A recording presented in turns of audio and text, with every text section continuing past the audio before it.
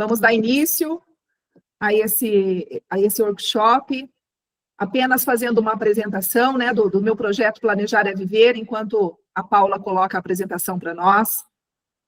Para quem já está me acompanhando lá no Instagram, na página do Planejar é Viver, sabe que há mais de 1 ano e meio eu estou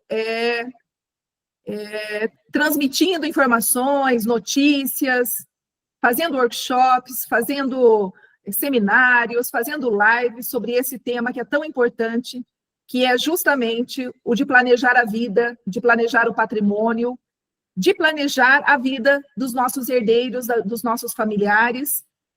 E aí nós iniciamos com esse projeto Planejar e Viver, justamente porque em 2021 eu perdi meu esposo, infelizmente, pro Covid, e me acendeu um alerta, porque eu passei muita dificuldade por conta, né, desse falecimento, por conta da falta dele, por falta de planejar realmente o futuro, porque a gente não imagina perder uma pessoa com 58 anos, e foi uma fase muito difícil, porque a gente não tinha feito um planejamento sucessório, não tínhamos feito um planejamento patrimonial, a gente vai vivendo a vida, na verdade, a gente vai vivendo e não pensa que a gente pode faltar de um dia para o outro, e que quem fica com as dívidas, fica, de repente, com a empresa, fica com problemas financeiros para fazer o inventário, para dar prosseguimento, né, naquilo que a pessoa estava fazendo. Então, passei por muita dificuldade e eu quis alertar, eu comecei esse trabalho para alertar as pessoas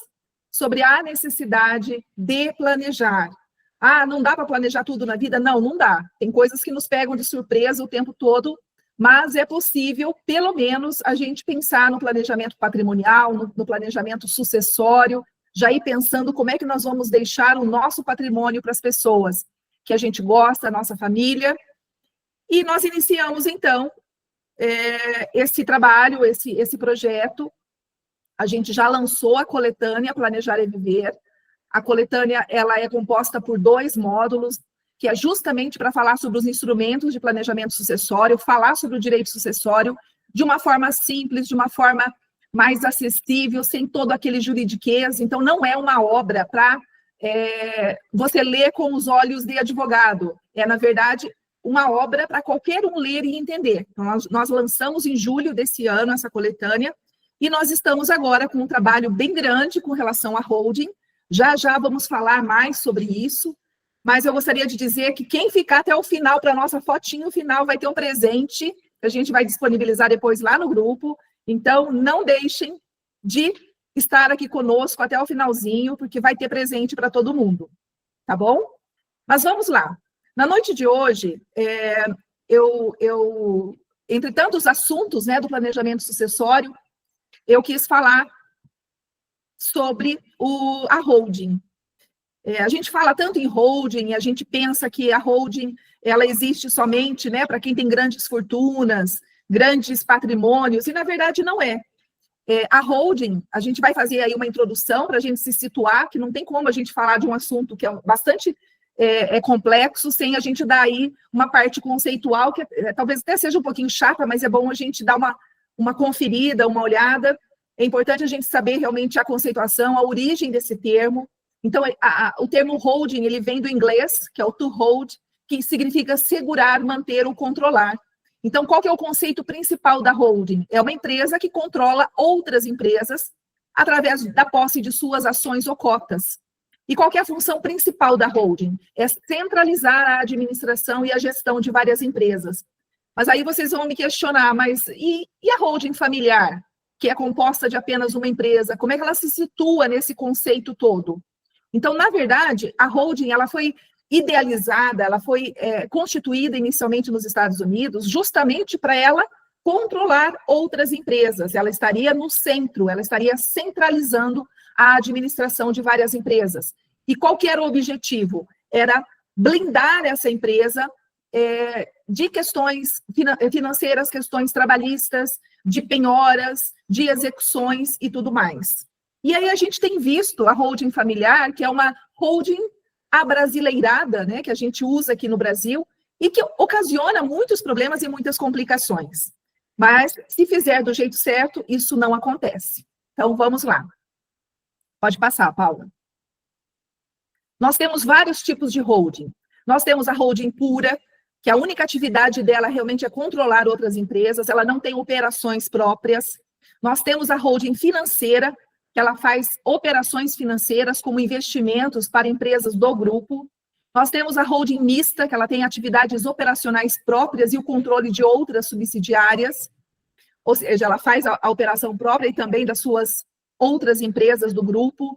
Tem a holding administrativa, que ela centraliza funções administrativas, justamente aí para otimizar custos e processos. Então, ela só administra as outras. E nós temos a holding patrimonial, que ela detém imóveis para administração e obtenção de renda com aluguéis. Então, ela é totalmente constituída de bens. Pode passar? E nós temos também a holding offshore, que ela é constituída em país estrangeiro para economia tributária e operações com baixo custo. Temos a holding controle, que ela centraliza o controle ativo em uma única empresa para a gestão do grupo. Tem a holding operacional, que ela detém participações e participa nas operações dessas subsidiárias. E tem a holding familiar, que ela preserva o patrimônio e a gestão de empresas familiares ao longo das gerações. E aí é que está a grande questão, pessoal. O que as pessoas fazem aqui no Brasil?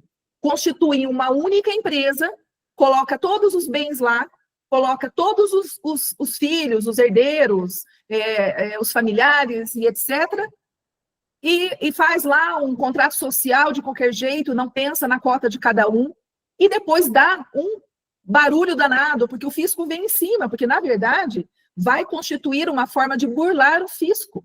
Então, a holding familiar, ela não pode ser somente uma única. Eu vou abrir uma empresa, colocar tudo lá e pronto, está resolvido, assim eu pago menos tributo, eu pago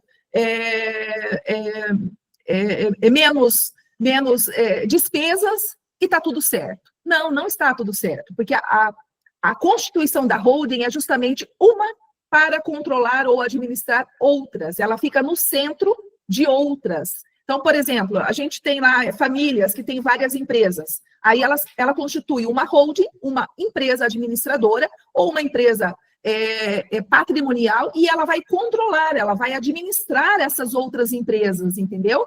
Ou seja, é aí que dá problema com o fisco quando você faz somente uma única empresa e coloca tudo lá. Tem várias empresas funcionando assim, que são as chamadas holding familiar aqui no Brasil e que às vezes não dá problema nenhum. Nós temos aqui a Rosemara, que é contadora, né, Rosemara?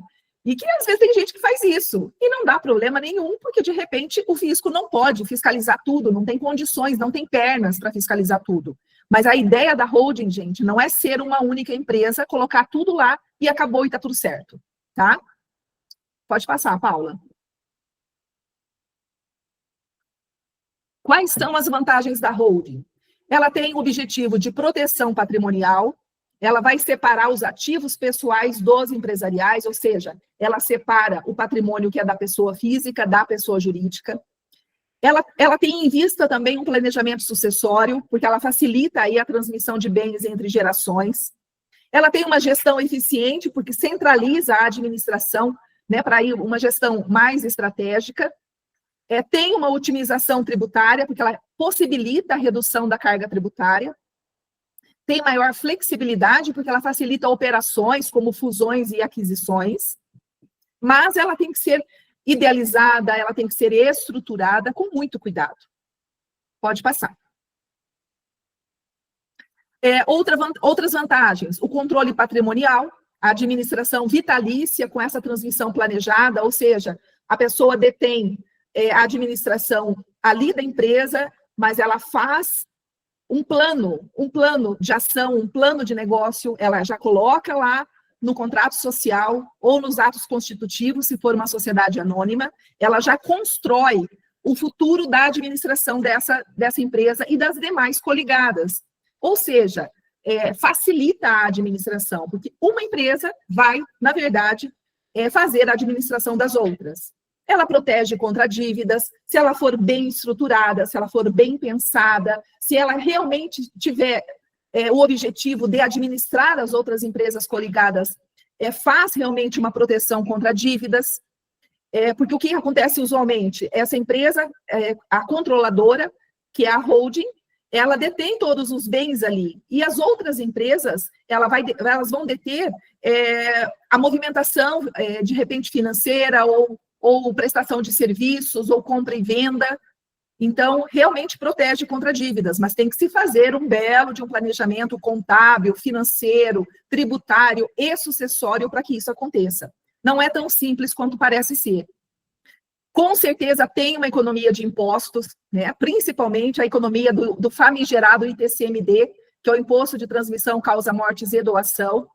Tem uma preservação familiar, que evita a entrada de pessoas alheias à família naquela sociedade. Ou seja, se você constitui uma holding familiar, você vai colocar ali as pessoas que efetivamente são da sua família, retirando aí cônjuges, companheiros, filhos de outros casamentos e etc. Até porque hoje nós temos aí várias famílias, né, que têm vários filhos de outros relacionamentos. Então, você preserva realmente os bens se você faz realmente um planejamento para colocar na empresa, na holding, os bens e as pessoas realmente que precisam receber esses bens no futuro, no caso do falecimento da pessoa que administra.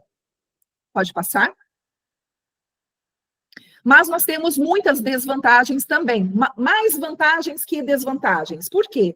Porque as pessoas, geralmente, elas querem constituir uma holding, elas não vêm numa pessoa especializada para conversar sobre isso.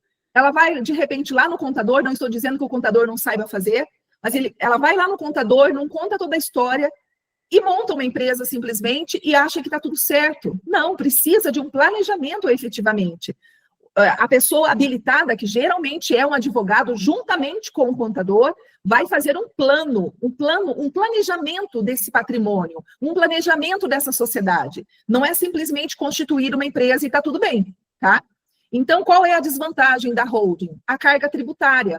Ela tem uma maior carga tributária se não tiver, olha lá, se não tiver um planejamento fiscal, tributário, contábil adequado. Então, para a holding, não basta ir só no advogado, não basta só ir no contador, precisa ter uma equipe multidisciplinar, efetivamente, que saiba o que está fazendo para não dar confusão depois. Porque a maioria das holdings que são aí autuadas pelo fisco é porque, na verdade, teve aí a falta de planejamento tributário, a falta de planejamento contábil para constituir a empresa e fazer aí, de repente, a integralização, a doação desses bens, né, para essa empresa.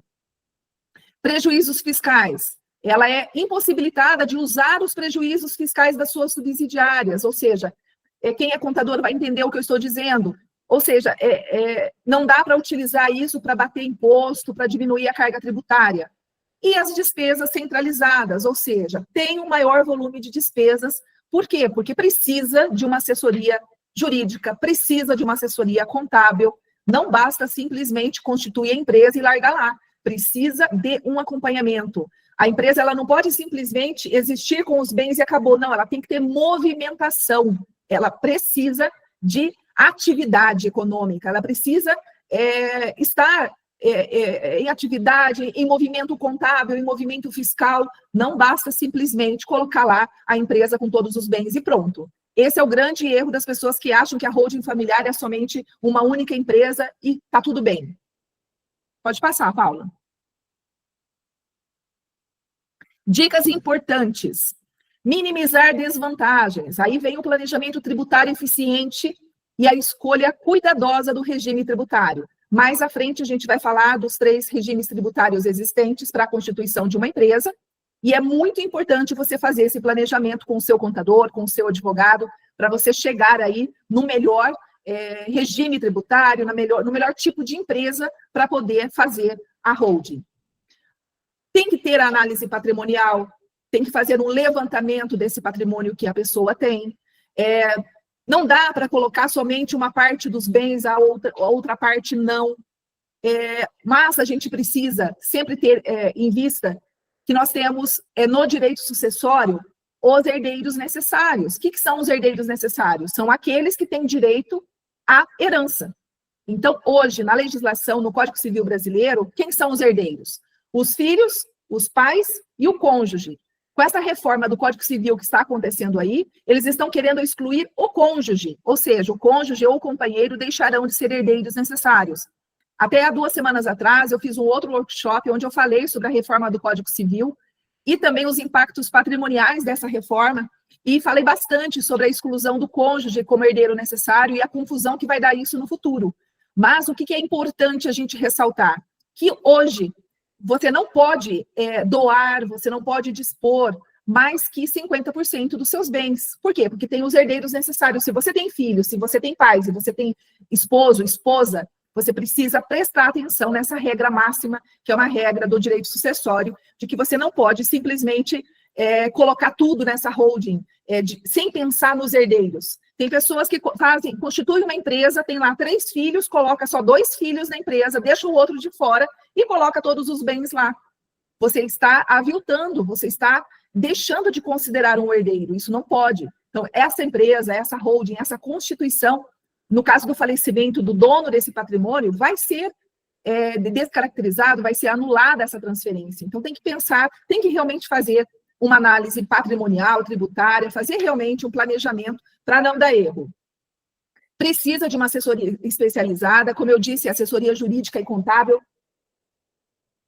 é imprescindível para se constituir uma holding.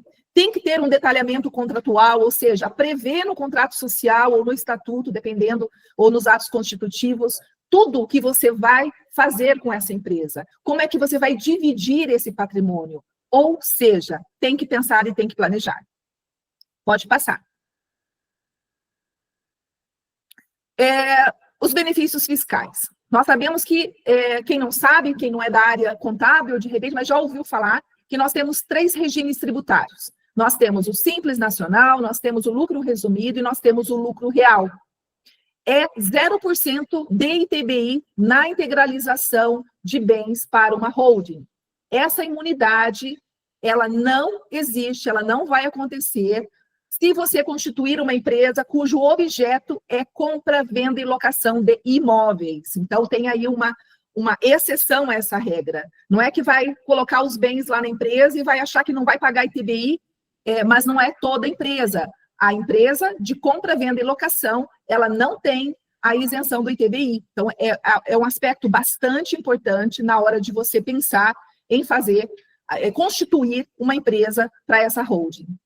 E é 0% de imposto de renda sobre os dividendos, ou seja, tem isenção na distribuição dos lucros entre os sócios, o que é bastante interessante. Por isso que as pessoas têm aí procurado bastante a constituição da holding.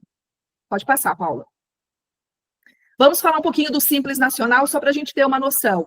O que é o regime tributário do Simples Nacional? É um regime tributário simplificado, ele é criado para microempresas e empresas de pequeno porte, que é a EPP. Ela tem a unificação de tributos, fica mais fácil aí fazer o pagamento. O faturamento da microempresa é até 360 mil ano e a EPP até 4,8 milhões ano. Qual que é a vantagem de se escolher uma empresa no Simples Nacional? Tem o pagamento simplificado de tributos, tem a redução da carga tributária, tem uma menor burocracia contábil e fiscal e tem aí o incentivo aos pequenos negócios, mas tem que observar aí o faturamento. Na verdade, o Simples Nacional, ela se baseia aí no faturamento da empresa. Pode passar? Aí nós vamos para o lucro presumido, que é um outro regime tributário, que também é simplificado, e ele é usado para empresas de pequeno porte. O que é isso? O governo presume o lucro dessa empresa com base num percentual fixo e de acordo com a atividade. Então, o comércio e a indústria é 8%, transporte de carga é 16%, prestação de serviços 32%, apenas para dar uma exemplificação. E o faturamento é até 78 milhões ano, sendo que as instituições financeiras não podem aderir ao lucro presumido, tá? Então, quais são as vantagens desse lucro presumido, desse regime tributário? É um cálculo mais simples que o lucro real, que a gente vai ver daqui a pouco. Pode ser mais vantajoso se a empresa tem um lucro maior que aquele presumido pelo governo, né? O presumido de tributos, e ele tem um menor custo contábil. Ou seja, tem que pensar efetivamente, conversar com o seu contador para verificar se realmente esse é um regime bacana. Se você, de repente, vai constituir uma holding e ela tem um faturamento até 78 milhões ano, vamos lá para o lucro presumido. Mas o lucro real também é interessante e vamos ver do que se trata no próximo slide. O lucro real é um regime tributário mais completo e detalhado, ou seja, a base é o lucro real efetivamente da empresa, ele é obrigatório para bancos e instituições financeiras, empresas que têm benefícios fiscais ou operam no exterior e com faturamento acima de 78 milhões ano, tá? E ele é facultativo para outras empresas que aí desejam abater despesas reais. As vantagens, ele permite deduzir todas as despesas operacionais, ele é mais justo nos períodos de prejuízo, porque paga menos tributo, e tem uma transparência fiscal e um melhor controle contábil. Então, na hora de você constituir a sua empresa para uma holding, você tem que pensar qual é o regime tributário que você vai aderir. E isso vai ser também muito importante para desenvolver a atividade e não ter aí problemas com o fisco. Então, conversar com o contador sobre isso é bastante importante. Antes de nós passarmos para o próximo slide, eu gostaria de comentar com vocês o seguinte.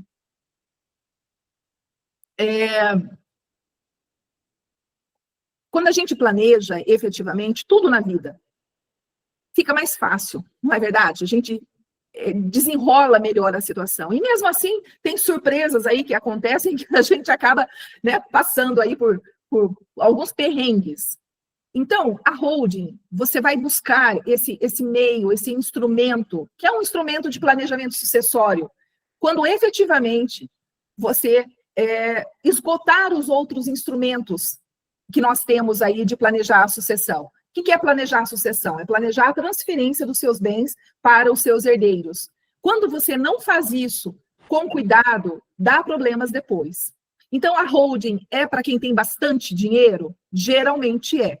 Por quê? Porque ela não é uma simples empresa que você coloca tudo lá e divide entre seus herdeiros e fica tudo bem. Você tem que pensar efetivamente como você vai fazer isso. Então, quando você vai procurar um profissional para te ajudar com relação a isso, o que você precisa realmente fazer? Qual é o valor do meu patrimônio? Quantos bens eu tenho?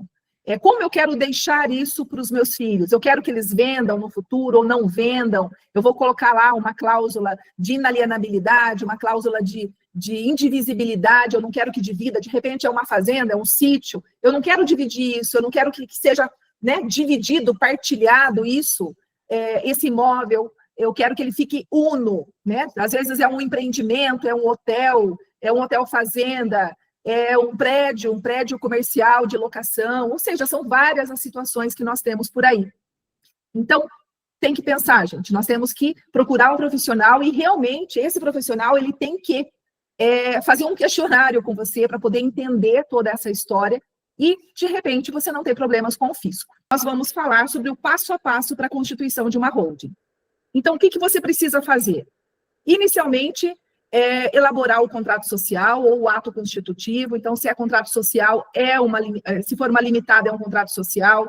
Se for uma sociedade anônima, é um ato constitutivo. E você precisa registrar isso na junta comercial. Lembrando, se é sociedade anônima, né, é uma SA de capital fechado, você vai só registrar na junta comercial e você não vai negociar as ações da Bolsa de Valores. Se é uma SA de capital aberto, você vai negociar na Bolsa de Valores e, por consequência, você precisa registrar, além da junta comercial, também na Comissão de Valores Mobiliários.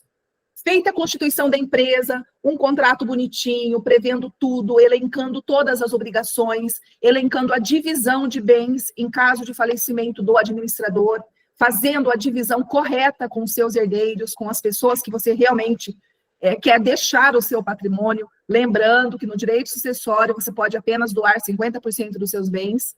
Você vai para a avaliação dos imóveis. Fez a avaliação dos imóveis, tem que ser por um profissional habilitado. Aí você vai lá escolher se você vai fazer compra e venda, doação ou a integralização desses bens no capital da empresa.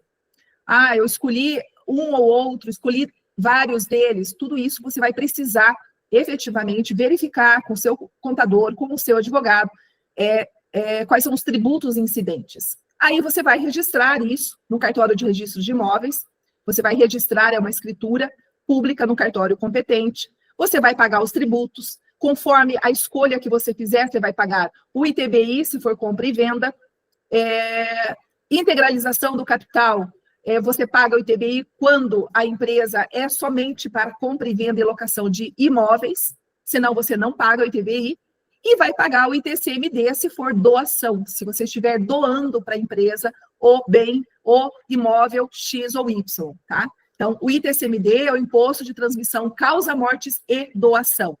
E depois você vai fazer a regularização fiscal, ou seja, vai ter que ter um acompanhamento contábil e fiscal contínuo para que haja movimentação efetiva, fiscal, contábil na sua empresa, para não dar problema com o fisco, tá? Pode passar? E aí nós temos que dar bastante atenção a esses dois impostos, que é o ITBI, que ele vai variar conforme o município.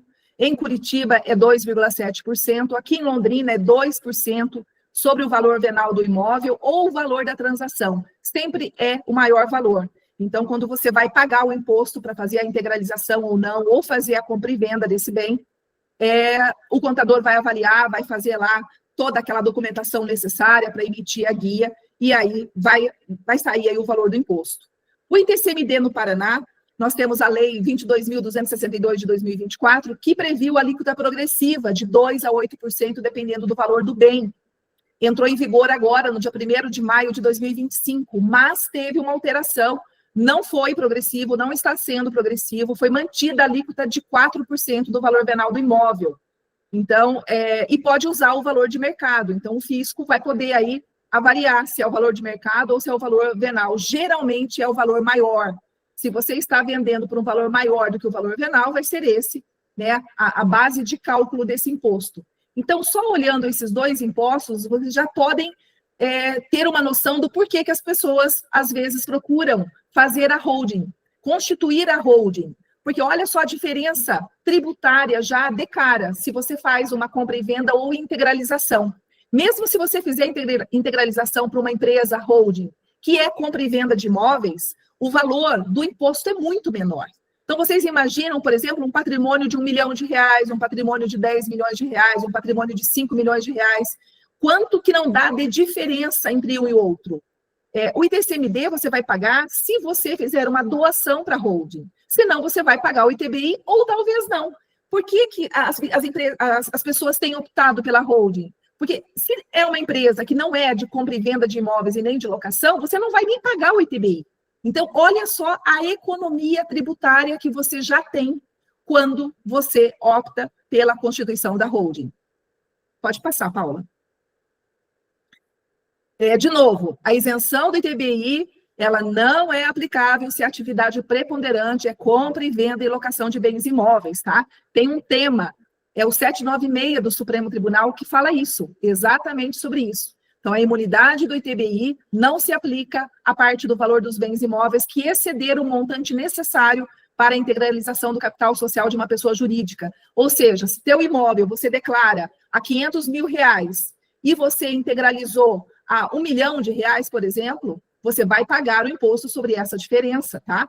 Então, se o valor do imóvel for maior que o valor da cota a ser integralizada, a imunidade não abrange esse valor excedente. Por exemplo, você está lá integralizando pela cota de R$500 mil, mas o imóvel tem um valor maior, então você vai pagar a diferença do imposto aí nessa diferença do valor, tá? Entre o valor da cota e o valor do imóvel. Então, tem que prestar bastante atenção quando você vê aquelas notícias de que faz a holding que não paga ITBI. Tem que tomar muito cuidado. Por isso que a figura do contador, nesse pormenor, nesse detalhe, é muito importante, para você verificar se realmente você está integralizando exatamente pelo valor do imóvel com relação ao valor da cota, né? Porque a sociedade ela é dividida em cotas. Quando você vai fazer uma divisão entre os seus sócios, tem um número de cotas para cada um, então tem que prestar bastante atenção com relação ao ITBI. Não é tão simples quanto parece. É isento de ITBI e pronto. Não, não é. Tem que prestar bastante atenção no valor que você declara e no valor que da cota que você integraliza, tá? Pode passar. Uma dica importante, para integralizar os bens na holding, criar holding com objeto social não imobiliário. Você coloca qualquer outra atividade preponderante, mas não coloca que é para compra e venda de imóveis e locação, porque vai incidir o ITBI. Você precisa integralizar pelo valor já declarado na sua declaração de imposto de renda, para não incidir o imposto de renda sobre essa diferença entre o valor declarado e o valor integralizado. Então, tem que prestar bastante atenção. E fazer a escritura pública, se a junta comercial exigir a forma pública, porque realmente, geralmente, exige, precisa ser, e vai depender aí do valor e do estado, aqui no Paraná exige, para que fique tudo certinho. Então, para você integralizar, você colocar esses bens numa holding, você tem que fazer esse passo a passo, prestar bastante atenção, desde o objeto social do contrato social, desde o valor declarado no imposto de renda, a escritura pública, o registro no cartório de registro de imóveis, ou seja, tem um passo a passo, e isso acaba ficando um pouquinho caro, se você realmente for fazer tudo isso. Mas a economia tributária, ela é imensa. Pode passar? E é isso. O que eu gostaria de acrescentar a essa apresentação? Quais são os tipos mais comuns de holding que a gente tem visto no Brasil? É o patrimonial, é o familiar e é o misto. Então, escolher qual é o tipo é fundamental. Escolher o tipo societário, ele é fundamental. Definir no contrato social, fazer um acordo de sócios. Antes de você estipular no contrato social, coloca os sócios aí na sua mesa, na sua frente. Você que quer, de repente, constituir uma holding, leva todos os herdeiros ou senta para conversar, faz uma reunião de como isso vai ser administrado. Quem vai ser o administrador?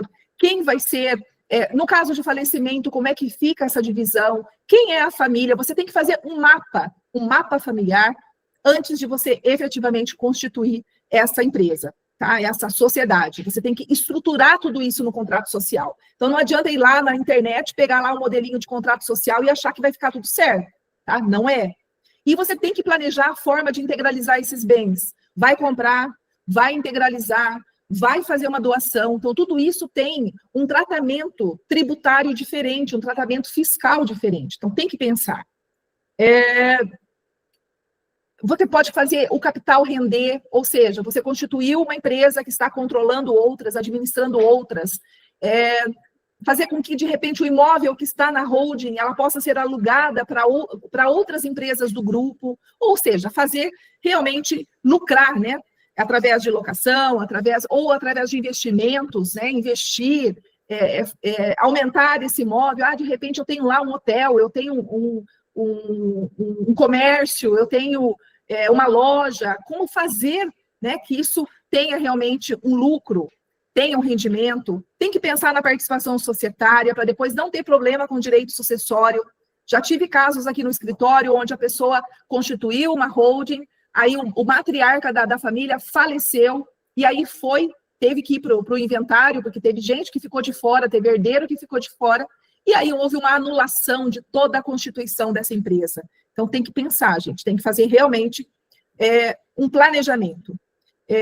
Tem que pensar na eficiência tributária, como eu já disse, pensar lá qual é o regime tributário melhor que se adequa a essa empresa. E, acima de tudo, tem que fazer um planejamento sucessório. Já tive clientes aqui no escritório que chegaram e falaram: olha, eu não quero que, de repente, a segunda esposa do meu filho participe dessa empresa. Eu não quero que... porque ele casou novamente e tem filhos de outro relacionamento. Então, fazer um planejamento sucessório de forma que tudo fique adequado. E, mais um detalhe, em consonância com as regras do direito sucessório, é muito importante. E, acima de tudo, tem que ter atividade contábil, tem que ter acompanhamento de um contador, precisa ter atividade, registro, contabilização, escrituração, porque se o fisco pedir, se o fisco autuar, você estar ali com toda a contabilidade correta. Ou seja, como é que a gente vai otimizar o patrimônio numa holding, que inclusive esse é o tema do nosso workshop. Você vai fazer tudo isso com planejamento. Sem planejar, sem procurar um profissional habilitado na área jurídica e na área contábil, você não consegue fazer isso. Não é tão simples quanto a internet passa, né? A gente às vezes coloca lá no chat GPT, como é que constitui uma holding? Parece tão simples, mas não é. Então, esse estudo, essa estruturação, ela é extremamente importante para que vocês alcancem o objetivo principal. E quando vocês forem conversar com um profissional, vejam se realmente ele é qualificado, se ele tem experiência em constituição de holding. dá muito problema, gente. Tem muito problema, tem muita confusão depois, principalmente com o falecimento. Faleceu a pessoa que, de repente, é administradora dessa holding, dessa empresa, dá um problema danado, porque daí vira aquele bate-boca de herdeiros, porque assim está errado, é porque a minha cota é menor do que a sua. Então, tem que pensar aí na divisão dessas cotas de uma forma que realmente não vá de encontro com a lei, não vá de encontro com o direito sucessório. Então, no geral, é isso que eu queria passar para vocês. Constituir uma holding não é tão simples quanto parece ser. Eu estou à disposição para conversar. Vocês têm aí o meu contato no grupo, fiquem à vontade, eu estou à disposição para recebê-los aqui no meu escritório, quem puder vir aqui, quem não for de fora, ou então uma reunião online. Mas é um assunto fascinante. Constituir uma holding é algo incrível se você tem um acompanhamento adequado. Então, estou à disposição, se alguém quiser fazer alguma pergunta, né? A gente está aqui para responder pelo menos a 3 perguntas, já a hora já avançou, já são 8h40 da noite, né? Tem muita gente aí querendo, né, de repente, jantar, tomar um banho. Então, se alguém quiser fazer alguma pergunta, eu estou à disposição.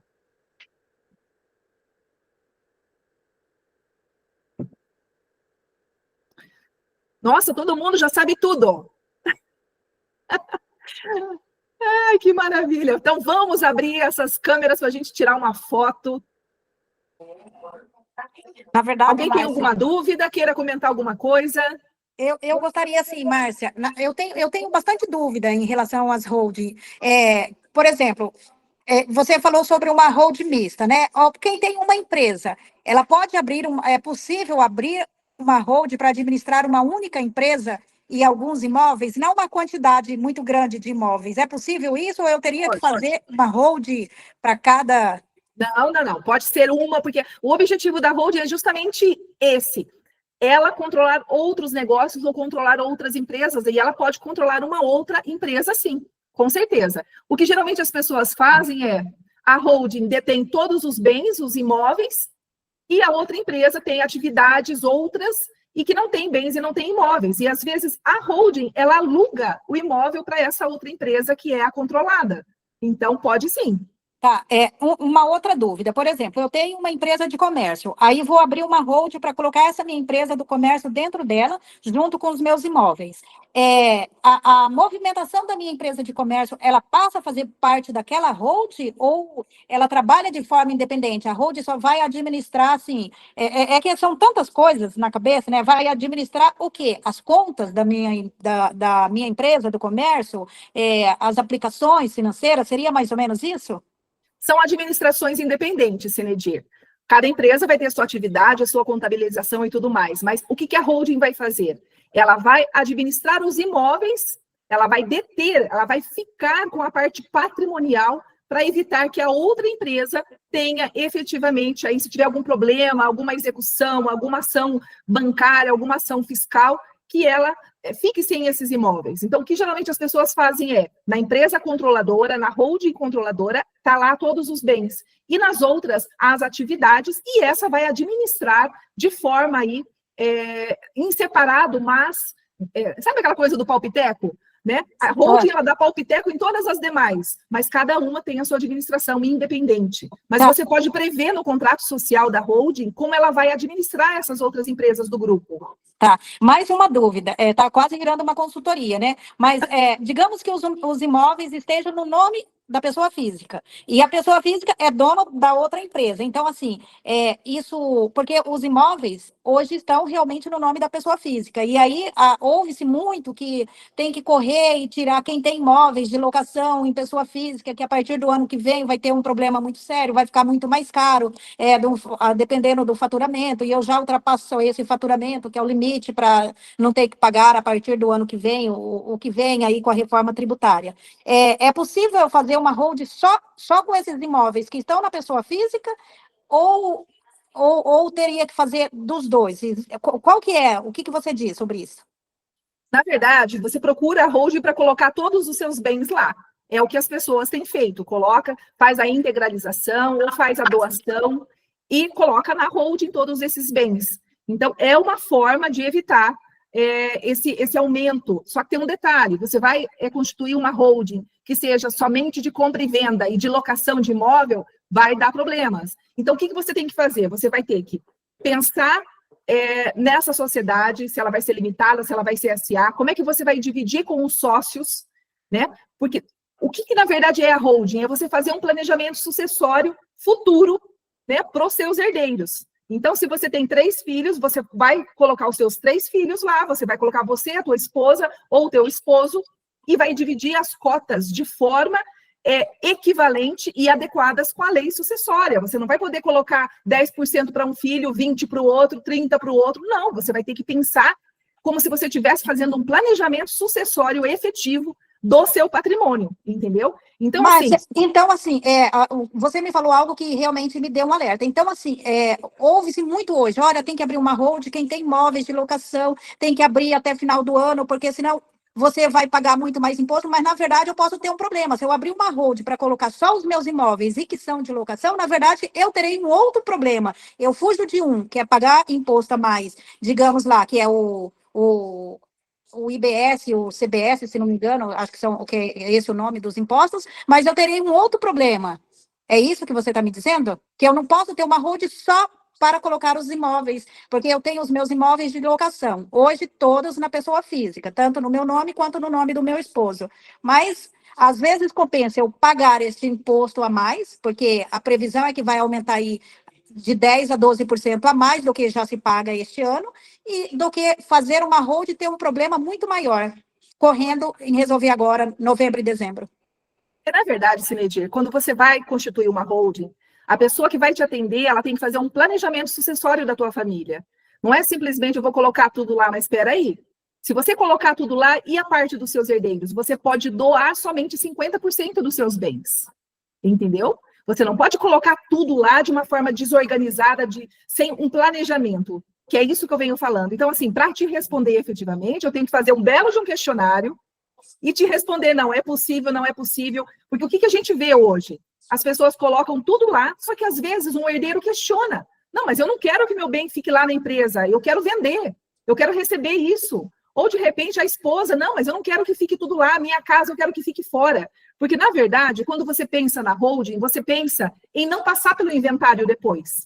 Porque o inventário, ele é um processo moroso, é um processo demorado. Mesmo quando você faz extrajudicial, você tem que pagar o ITCMD, que é muito caro. Então, qual a ideia da holding? Você diminuir a carga tributária, mas para isso, não basta, eu vou pegar todo o meu patrimônio, colocar lá e acabou. Não, você tem que pensar nos seus herdeiros, você tem que pensar a forma como você vai colocar esses bens lá, vai integralizar, mas espera aí, quanto que vai ficar a cota? Né? Por exemplo, você tem 1 milhão de patrimônio, a tua empresa vai valer R$1 milhão, é isso? Porque senão você vai ter problema com o fisco, você vai ter que pagar imposto de qualquer forma. Então, você tem que pensar efetivamente. Não dá para você simplesmente ter aquela ideia de, não, eu vou correr, fazer uma holding, porque vai aumentar tributo para o ano que vem. Então, tem que pensar, tem que analisar caso a caso, Cinedir. Tá ótimo, Márcia, obrigada. Conversar com você no particular. Tá bom, obrigada. Nada. Mais alguma dúvida? Na verdade, eu acho que dúvidas são muitas, né? Como o Cinedir acabou de falar. E eu acho que não adianta a gente querer estudar holding, né? Eu acho que tem que ver que pessoas capacitadas como você e ver o que pode solucionar, resolver, né? O que indicar, qual é o melhor caminho, porque aprender sobre holding, eu acho que é cada macaco no seu galho mesmo e assim, respeitar todo o conhecimento seu e buscar ajuda, né? Porque realmente a gente não sabe o que é o melhor e como fazer. Foi uma explicação ampla, grande, você fez um leque grande, deu para a gente entender os vários tipos, várias coisas, né? E ver que realmente a gente precisa de ajuda para fazer qualquer coisa dessa, não tem outro caminho. E não acreditar naquela pessoa que oferece milagre, né? Tem que pensar com muito cuidado. Porque está todo mundo agora me procurando para fazer holding, por causa desse aumento, dessa reforma tributária, dessa carga tributária para o ano que vem. Então, está todo mundo correndo, está uma loucura aqui no escritório. Mas espera aí, vamos analisar, porque você não é simplesmente colocar todos os bens da empresa, é também analisar o direito sucessório, fazer o planejamento sucessório. Mas eu quero colocar só uma parte dos bens. Mesmo assim, você tem que pensar. Você não vai estar aí, de repente, desrespeitando a parte de um herdeiro?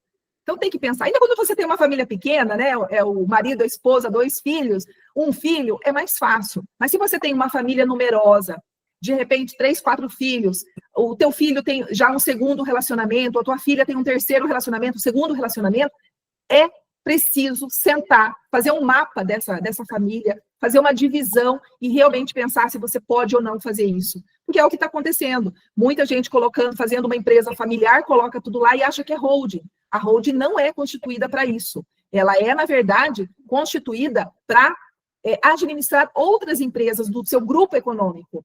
Inclusive, você não pode confundir a pessoa física com a pessoa jurídica. De repente, a pessoa está pagando lá coisa pessoal na pessoa jurídica. Então, assim, essa confusão, né, patrimonial que existe bastante, você não pode deixar acontecer, porque dá problema depois. Então, a ideia é, a gente fala sobre a holding, mas a gente tem que pensar com bastante cuidado e procurar realmente profissional habilitado para fazer isso. Vou te fazer só uma pergunta. Se, por exemplo, você já tem filho casado, que a esposa já teria direito, você pode, na holding, deixar ela de fora? Não, você não pode deixar ela de fora. Não pode. Por isso que quando a gente faz, vem um cliente aqui constituir uma holding, então, peraí, eu quero saber quantos filhos você tem, se são casados, aí tem o regime de bens, Maria Helena. Depende do regime de bens também, a questão da sucessão, né? Então, assim, tem um monte de detalhes que você faz. Não é só, vai lá no contador, né, Rosemara? Vai lá no contador e põe lá tudo da empresa, vamos integralizar, vamos diminuir, vamos colocar pelo valor venal e pronto. Não, tem que pensar com muito cuidado. E realmente está um furor essa questão da reforma tributária, está todo mundo surtando com isso, sabe? E realmente todo mundo acha que a holding é uma solução para todos os problemas. E realmente, às vezes, você vai arrumar um problema com ela, né? Se não for bem planejado. Certeza. Antes de você pensar na holding, você tem que pensar no direito sucessório, que é isso que geralmente, não falando mal dos contadores, viu, Rosemara, mas é isso que os contadores fazem, eles pensam na parte contábil e na parte fiscal, mas tem que pensar na parte sucessória, quem são os seus herdeiros? E se tem pais vivos ainda, você tem que pensar neles também. Muita gente deixa de fora o pai e a mãe, né? Casou, tem filhos, acha que o pai e a mãe não herda. Então tem que pensar em tudo isso.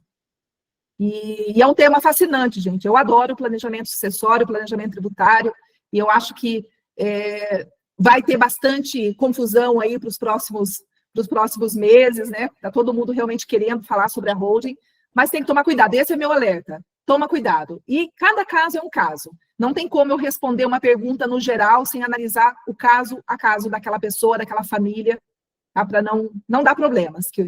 Eu não quero depois que venham aqui me dizer, não, você está me fazendo pagar tanto de tributo porque você não fez direito tal situação, não pensou nisso, não pensou naquilo. Então, é um tema bastante... não é complicado, mas ele é complexo. É complexo. Complexo, né, Rosemara? Ele não é tão simples quanto parece ser. Com certeza. Obrigada a todas e todos que estão aqui ainda. E agradecer mais uma vez pela disponibilidade, pela atenção, pelo carinho. E eu estou à disposição e entrem lá no nosso canal do Planejar é Viver para vocês terem bastante dicas. Eu estou sempre colocando dicas lá, bastante importantes sobre questão sucessória, questão patrimonial, questão financeira, planejamento. E eu estou à disposição para quem quiser falar comigo no particular. Muito obrigada, gente. Beijão para todo mundo.